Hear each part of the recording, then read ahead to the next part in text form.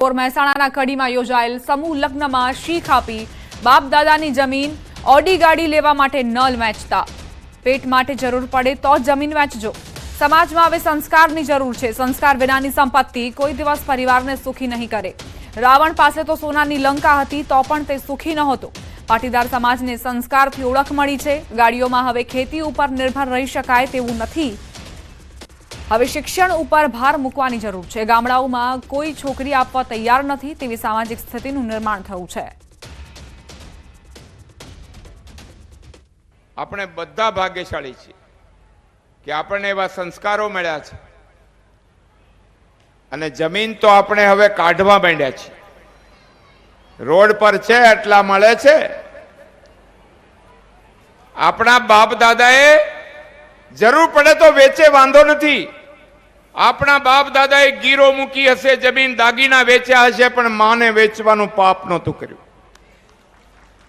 અને એના કારણે આપણને વારસામાં મળી છે। પેટનું પૂરું ના થાય તો વેચો, વાંધો નહીં, પરંતુ ઓડી ગાડી લેવા માટે મહેરબાની કરીને ના વેચતા। સંસ્કારની જરૂર છે અને સંસ્કાર વગરની ગમે તેટલી સંપત્તિ હશે એ સંપત્તિ પરિવારને ક્યારેય સુખી નહીં કરે। એ સંપત્તિથી સુખી થવાતું હોત તો રાવણ જેવા પાસે તો સોનાની લંકા હતી, સુખી નહોતા થઈ શકે। જાહેર મંચ પરથી સમાજના યુવાનોને ટકોર કરી પોતાના ઘરમાં પીળું પાણી રાખતા હોવ તો બંધ કરી દેજો। 21મી સદીનો વહેમ રાખીને પોતાના ઘરમાં પીળું પાણી રાખતા હોય તો બંધ કરી દેજો। ઘરમાં રહેલ દીકરી કે પત્નીને પૂછો કે એનું શું પરિણામ આવે છે। અને ઘરમાં જો પીળું પાણી રાખતા હોય ને એને મહેરબાની કરીને બંધ કરી દો।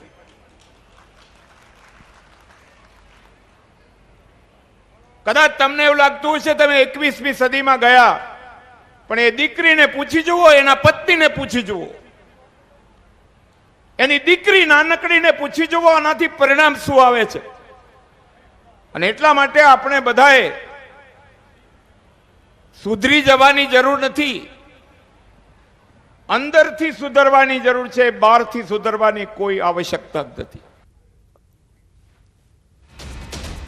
પાટીદાર સમાજ અંગે ભાજપ નેતા ગોરધન ઝડફિયાએ જે સૂચનો આપ્યા તેને સમાજના અગ્રણીઓએ આવકાર્યા। પાટીદાર અગ્રણી ડોક્ટર પરસોત્તમ પીપળિયાએ કહ્યું કે આ સૂચનોને આવકાર્યા છે।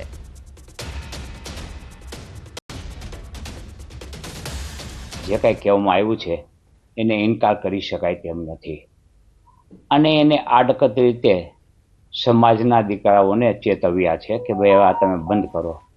એટલે સમાજના દીકરાને જાગૃત કરવાનું કામ કર્યું છે તે આવકાર્ય છે। પરંતુ આ જવાબદારી માત્ર સમાજની છે તો ના, આ જવાબદારી છે તે કલેક્ટિવ જવાબદારી છે, સહિયારી જવાબદારી છે। સમાજ, સંતાનોના વાલી અને પ્રશાસન આ બધાએ સંયુક્ત રીતે કામ કરશે તો આ દૂષણને ડામવામાં આપણે સફળ રહેશું। જવાબદારીઓને એકબીજા ઉપર ઢોળવાથી આ દૂષણ ડામી શકાશે નહીં। દીકરાઓને સમજાવવાની, એજ્યુકેટ કરવાની જવાબદારી છે એ માવતરોની છે, એની ઉપર દેખરેખ રાખવાની જવાબદારી છે એ માવતરોની છે। સમાજના દીકરાઓને આ અંગેનું શિક્ષણ આપવું એની જવાબદારી સમાજની છે। ગોરધન ઝડફિયાનું નિવેદન ખોડલધામ ટ્રસ્ટે આવકાર્યું। ખોડલધામ ટ્રસ્ટના પ્રવક્તા હસમુખ લુણાગરિયાનું નિવેદન। ગોરધન ઝડફિયા સમાજના મુરબ્બી વડીલ આગેવાન છે। તેમના દ્વારા જે નિવેદન આપવામાં આવ્યું તે સમાજને ટકોર કરનારું છે। ઉર્વિશા મંતપરા દ્વારા જે નિવેદન આપવામાં આવ્યું તે ન માત્ર પાટીદાર સમાજને લાગુ પડે છે પરંતુ અન્ય સમાજને પણ લાગુ પડે છે। માત્ર પાટીદાર સમાજની વસ્તી બહોળા પ્રમાણમાં વધુ હોવાના કારણે આવા કિસ્સા બનતા હોય છે।